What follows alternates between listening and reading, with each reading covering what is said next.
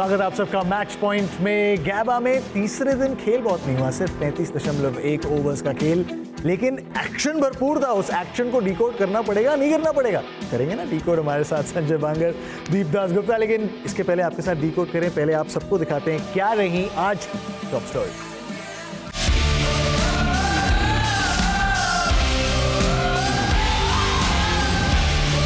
अपने पहले 2 ओवरों में ही मिचेल स्टार्क ने जायसवाल और गिल को पवेलियन भेजा। विराट कोहली बाहर जाती बॉल पर फिर फंसे। ऋषभ पंत को तीसरी बार आउट किया कप्तान कमिंस ने। फॉलो ऑन बचाने के लिए चाहिए 245 रन। ब्रिस्बेन में विराट कोहली को हाथ लगी निराशा। 16 बॉल खेलने वाले विराट बने हेजलवुड के शिकार। बाहर जाती बॉल को चेज करने की कोशिश में गंवाना पड़ा विकेट। इस सीरीज में ऐसी बॉल पर चौथी बार आउट होने वाले विराट ने इस मैच से पहले की थी प्रैक्टिस। गाबा में पिछले दौरे पर इतिहास रचने वाले ऋषभ पंत भी बड़ी पारी खेलने में रहे नाकाम। इस सीरीज में तीसरी बार बने कमिंस के शिकार। इस सीरीज में हर बार एक तरह की बॉल पर फंसे। सीरीज में तीसरी बार यशस्वी जायसवाल भी मिचेल स्टार्क की बॉल पर फंसे। शुभमन गिल को भी स्टार्क ने पवेलियन भेजा।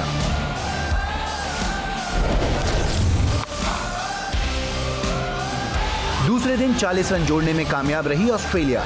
ट्रेविस हेड और स्टीव स्मिथ की कल की सेंचुरी के बाद आज एलेक्स कैरी ने सिर्फ 88 बॉल पर 70 रन बनाए। जसप्रीत बुमराह ने पहली पारी में 6 विकेट लिए। ऑस्ट्रेलिया में 50 विकेट लेने वाले दूसरे भारतीय बॉलर बने।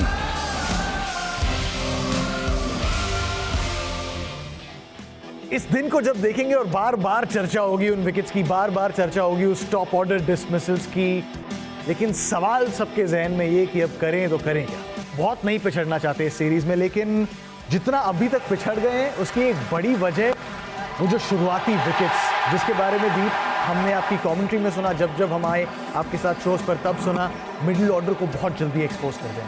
बिल्कुल, और ये इस सीरीज में 5 में से 4 बार ही वैसे ही हुआ है, और जिस बार नहीं हुआ उस बार 480 कुछ बना डिक्लेयर किया। तो वो साफ से आपको दर्शा देती है कि अगर आप पहले 20-25 ओवर खेल लेते हैं, मिडिल ऑर्डर को थोड़ा वक्त देते हैं, आप ओपनर्स भी रन बनाएंगे, 3 नंबर भी बनाएंगे, फिर मिडिल ऑर्डर भी बनाएंगे। तो अभी तक ऐसा रहा है सीरीज के, या तो हम 150 बना रहे हैं या तो 480। तो वो एक 480 वाला टेम्पलेट भी है आपके पास, ऐसा नहीं कि सिर्फ 150 वाला ही है। तो वही है कि अगर शुरुआत में थोड़ा सा वक्त दें अपने आप को, और अगर मिडिल ऑर्डर को बहुत जल्दी आप एक्सपोज ना करें नई गेंद के आगे, तो आई गेस फिर 480 बना सकते हैं। एक और सवाल जो तीसरे दिन के अंत में सबके जहन में दीप, और काफ़ी अरसे से रहा है, जब वो डिसमिसल्स आए तब आपको पता है मैं किसके बारे में बात कर रहा हूँ।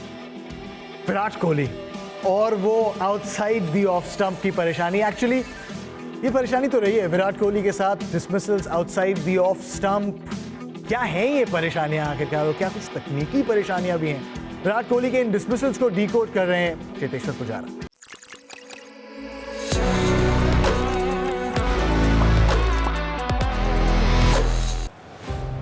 ब्रिस्बेन में किंग कोहली ने संभल कर शुरुआत की। फैंस को उनके बल्ले से निकलने वाली पहली बाउंड्री का इंतजार था।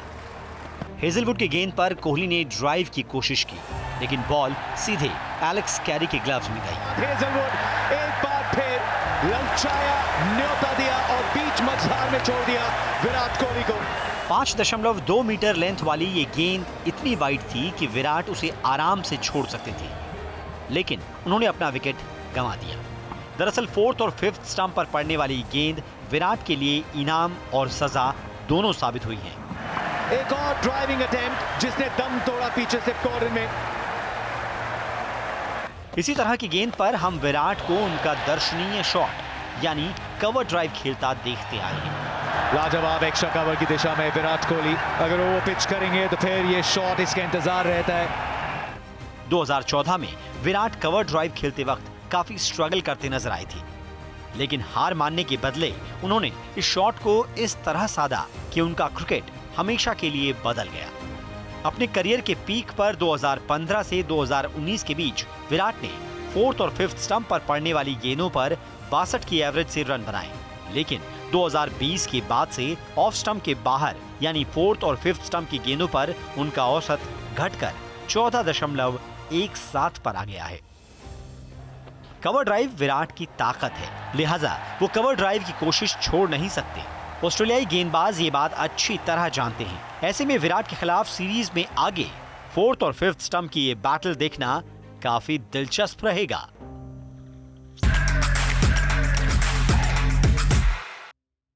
देखिए, जो डिसमिसल्स हुए हैं वहाँ पर आगे गेंदबाजी हुई है। पता है रणनीति जो ऑस्ट्रेलियन गेंदबाजों की है वो आगे डालने वाली है, बट हम विजुअल्स देखते पहले कैसे विकेट गिरी, ये विराट कैसे आउट हुए हैं, आउटसाइड दी ऑफ स्टंप, चौथे स्टंप वाली गेंद, बैक ऑफ लेंथ और आगे वाली, ये फिर भी मैं कहूँगा जो पिंक बॉल से आउट हुए थे वो अच्छी गेंद थी, बट ये वाली जो गेंद है 5वें स्टंप पे आगे की तरफ, यहाँ पर मुझे लगा कि कहीं ना कहीं गेंद को छोड़ सकते थे Virat.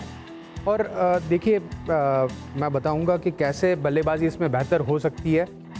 Virat almost middle of पे खड़े रहते हैं, जो गेंद है वो 5वीं स्टंप पे आ रही है, तो वहाँ पर कहीं ना कहीं हमने नेट्स में देखा कि वो गेंद को यहाँ पर जो 5वें स्टंप वाली लाइन है वहाँ पर उनका पैर निकाल के वो गेंद को छोड़ रहे हैं। बट आगे वाली गेंद, खास करके गैबा में जहाँ पर ब्रिस्बेन में एक्स्ट्रा बाउंस होता है, वहाँ पर आप जब ड्राइव करने की कोशिश करते हैं, वो एक तो पहले 5वें स्टंप वाली गेंद है, दूसरा आपको जब एज अ बैट्समैन लगता है कि गेंद आपके करीब है बट आप बॉल के ऊपर पहुँच नहीं पाते क्योंकि वो एक्स्ट्रा बाउंस मिलता है 5 मीटर से। हालांकि और कोई ग्राउंड में अगर 5 मीटर पे गेंद गिरती है तो वहाँ पर आप गेंद के ऊपर जा सकते हो और उसको ड्राइव कर सकते हैं, बट गैबा में थोड़ा एक्स्ट्रा बाउंस है तो वहाँ पर एक ड्राइव नहीं कर सकते। और वो 5वें गेंद, क्योंकि विराट जो ऑफ स्टंप कवर करके खेलते हैं, तो 5वें स्टंप वाली गेंद है वो बहुत ही बाहर है और हमने नेट्स में देखा कि वो गेंद को वो छोड़ रहे थे और उसी गेंद को अभी खेलने की कोशिश कर रहे हैं। तो कहीं ना कहीं एक थोड़ा माइंडसेट, जो अप्रोच है वो उनको बदलना होगा, क्योंकि टेक्निक में कहीं फॉल्ट नहीं लग रहा है। जो शॉट सिलेक्शन है, जो गेंद को उनको छोड़नी चाहिए वो गेंद को वो खेल रहे हैं। और बैट से मैंने पहले भी बात ये करी थी कि शुरू में जब वो आते हैं तो उनको जल्दी से थोड़े रन चाहिए होते हैं और गेंद को फील करते हैं, मतलब उनको चाहिए कि बैट में बॉल लगे।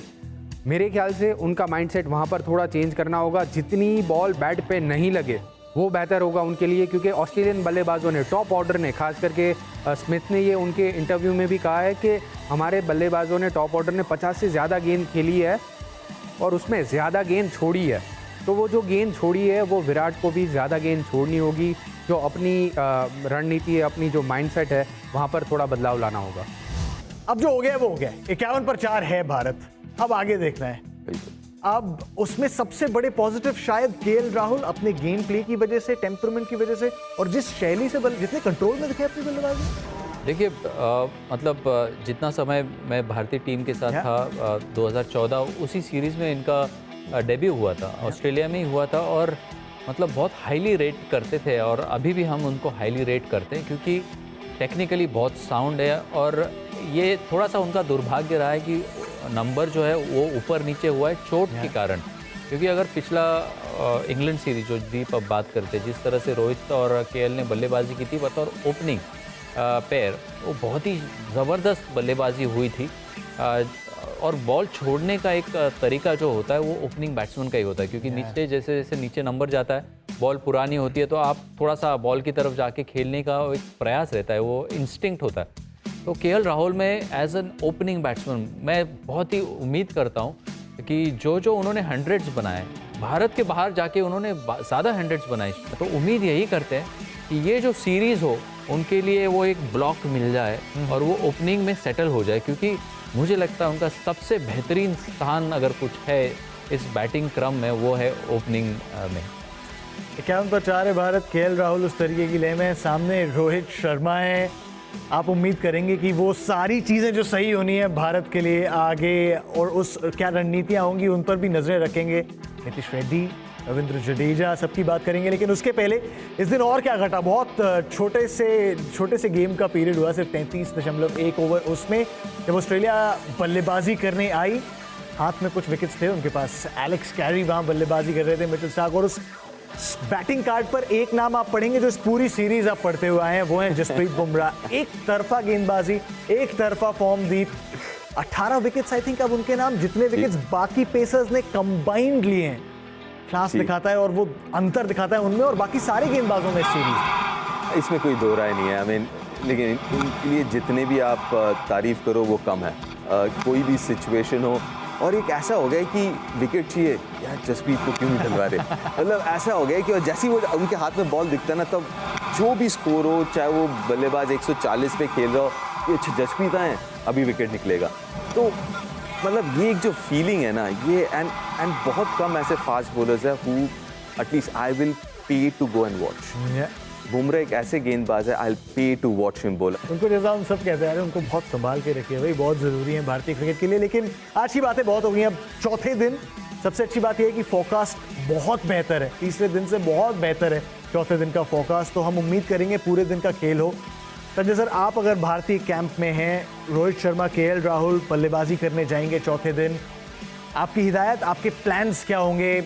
शुरू करते हैं मिचेल स्टार्क से। मिचेल स्टार्क के विरुद्ध आप कैसा खेल देखना चाहेंगे दोनों बल्लेबाजों? मिचेल स्टार्क के खिलाफ ये ज़रूर होता है कि आप बतौर बल्लेबाज आप साइक कर दें कि आपको मिड ऑफ के दाहिने तरफ ही खेलना है। मिड ऑफ के बाई तरफ मतलब आप खतरे को न्योता दे रहे हैं। तो अगर उस लाइन पे अगर आप खेलते रहे तो बॉल्स ज़रूर मिलेंगे, क्योंकि वो बॉलर ऐसे हैं कि वो फुलर लाइंस डालते हैं और लाइन थोड़ी भी चूकती है, क्योंकि इतने सारे फील्डर्स आक्रामक पोजीशंस में है और इतनी तेज़ ये आउटफील्ड है, स्लोप है, तो आपको सिर्फ थोड़ा सा पुश भी करेंगे तो गेंद बाउंड्री के लिए जाएगी। तो उसके ऊपर मिचेल स्टार्क के खिलाफ हेज़लवुड आपको टेस्ट ज़रूर करेंगे। उनको आपको वो रिस्पेक्ट देना पड़ेगा, क्योंकि वो टप्पे पे डालते रहते, ड्राइव का बॉल देते भी नहीं है। तो उनको सी ऑफ करना होगा और फिर जैसे जैसे गेंद पुरानी होगी, पैट कमिंस का लेंथ थोड़ा सा पीछे रहता है, आपको कट पुल खेलने के मौके मिल जाते हैं। तो उस तरह से अपने आप को एक विजुअलाइज करना होगा और एक अच्छी साझेदारी, क्योंकि रोहित शर्मा अगर सीरीज़ में आ जाते हैं, उनकी पारी हो जाती है, तो फिर एक अच्छा इन्फ्लुएंस हो जाएगा भारतीय टीम के लिए, क्योंकि वो फिर एक सकारात्मक सोच में रहेंगे। कमिंस के भी विकेट्स मिले हैं सेकेंड इनिंग में, उन्होंने शॉर्ट बॉल से टेस्ट किया है। शॉर्ट बॉल की परेशानी मुझे लगता है कि ओवरऑल मैं समझता हूं कि ऐसे लेंथ के खिलाफ ज़्यादा दिक्कत आनी नहीं चाहिए। वो पिंक बॉल था और आज उम्मीद यही करेंगे कल जब ये बल्लेबाजी करने के लिए आएंगे इनके खिलाफ, तो ये जो एक थोड़ा सा एक मायाजाल बिछा रखा है और उसे तोड़ने की कोशिश करें। बस एक चीज़ मैं रोहित के लिए अगर मैं कहूँ देखना चाहूँगा, देखिए एक तो वो मेरे ख्याल से एक कंफर्ट जोन हो जाएगा जब केएल और वो साथ में जाएंगे, मे बी मेंटली यही सोच के जाएं कि भैया ये वो इंग्लैंड का मैदान है, वो टफ कंडीशंस और दोनों ओपन कर रहे हैं, तो मे बी उस माइंडसेट के साथ उतरें। लेकिन जो हम थोड़ा सा गेम प्लान में भी पहले चर्चा कर रहे थे कि उनका स्ट्राइड जो है थोड़ा सा छोटा है, जहाँ पे आप अलाउ कर रहे हैं बॉल को ज़्यादा सीम होने का, क्या वो थोड़ा सा अपना स्ट्राइड बढ़ा सकते हैं, क्या थोड़ा सा क्रीज के बाहर खड़ा हो सकते हैं, ताकि जो सीम मूवमेंट है उसको थोड़ा काउंटर कर सकें। तो वो मेरे ख्याल से एक चीज़ जो देखने लायक होगा कि रोहित किस तरीके से काउंटर कर रहे हैं, क्योंकि जब उतरेंगे तब फेवरेबल कंडीशंस होंगे बॉलिंग के लिए, बॉलर्स भी पम्प्ड अप होंगे, तो किस तरीके से वो काउंटर करते हैं। जो अभी ऑफ लेट थोड़ा सा मसला हुआ है कि थोड़ा सा भी जब गेंद हिलता है तब वो थोड़े से ना प्रॉब्लम में ज़्यादा दिखें, तो can he do something about it? ये बात तो है। मैं तो कहता हूँ उम्मीद रखो, उम्मीद तो रखो यार, बड़े सारे कमबैक्स हुए हैं, ऐसे कैसे? माना 51 पर 4 है, लेकिन केएल राहुल, रोहित शर्मा मौजूद, नीतीश कुमार रेड्डी, रविंद्र जडेजा आने बाकी हैं। उम्मीद तो रखो, बाकी आगे देखा जाएगा। लेकिन फिलहाल मैच पॉइंट पर इतना ही। संजय बांगर, दीपदास गुप्ता का बहुत बहुत शुक्रिया। सुबह 5:15 बजे अलार्म लगा लो, let's pack the team, anything can happen.